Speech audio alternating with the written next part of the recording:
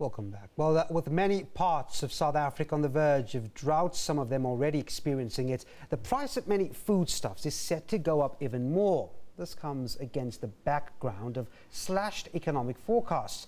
Well, the South African Reserve Bank recently re-evaluated the growth rate to 1.5%, and the World Bank followed suit. Well, Wandile Sihlobo is an economist at Grain SA. Let's talk to him via Skype now. He's in Pretoria about the extent to which the drought troubles in agriculture is impacting on the economy. Wandile, good afternoon. Thanks for talking to us. Good afternoon, Darren.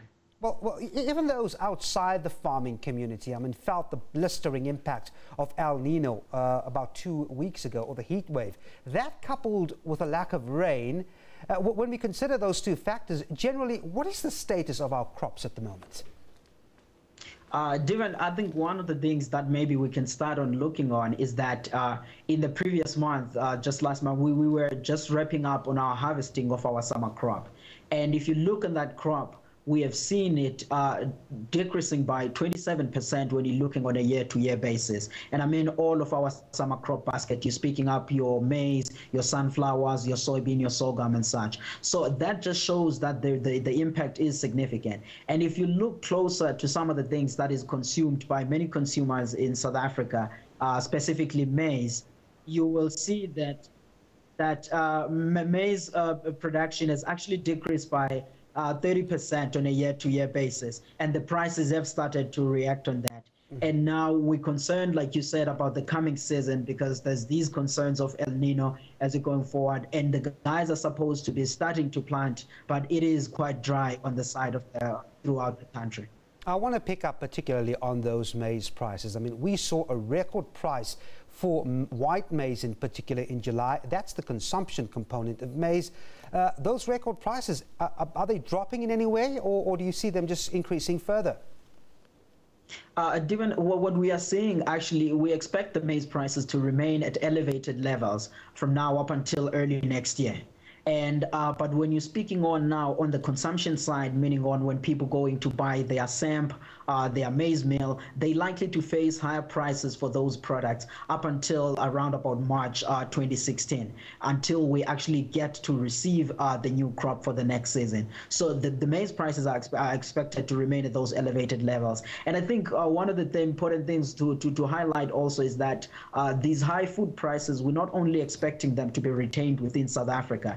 And even if you look now throughout the SADC region, we expect the food prices to be elevated because South Africa produces around about 42% of the maize in the region, and about 69% of the maize that is imported by 14 member states of SADC usually comes from South Africa. So given this decrease in our supplies, we expect the whole region to actually face on at this much of a challenging level. And I think that the products that will be affected, you're speaking of, like we said, your maize, your maize meal, your samp, you're looking on your dairy products, you're looking on your meat. So throughout all of that, we think that is going to be a challenging time. And if I may add, for South Africans, specifically those that are receiving social grants, around about 30% of our population, meaning that around about 16 million people, those are the guys that will be most highly affected. Because even if you can look, for example, today to say how much is the price of a 5 kg of a maize meal, you realize that that price has already increased by 13%. Last year it was around about 32 rands, and now it's around about 37 rands, 38 rands, just to me. But if you look now to other indicators, for example, you look at the PPI, you'll see that the PPI for cereal and crops is 38% higher year-to-year basis, and the CPI for bread and basket is already up as well, around about 5.9. So these indicators are just already signaling to us that, going on to Christmas and going on to early next year, consumers can expect elevated food prices. And I suppose it just brings me into my next question. That's exactly why the Reserve Bank warned of the impact on food prices, on overall inflation. Now, you've mentioned a little bit about that threat. How long will that risk be with us? Is it really sort of climate dependent at this stage? This whole impact is climate dependent, because what we will be feeling, what we are currently feeling and we will be feeling up until early next year is the results of the crop that we have just finished harvesting in August. So that is going to be prolonged up until early next year. And then the other thing that is a threat now is to say the crop that we are about to plant what is going to happen? Are we really going to be having the El Nino that people are talking about or not? And if we do encounter El Nino, then that's going to put us in a much difficult situation. Okay. But of course, one can expect these prices to be prolonged up until early next year. You're looking at March and April. So I think that we are in for a bit of a prolonged, difficult time.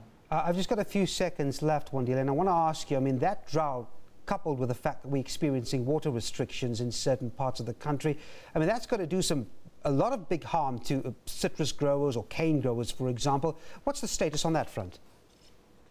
I think our farmers even at this moment are sitting on in a very challenging time financially.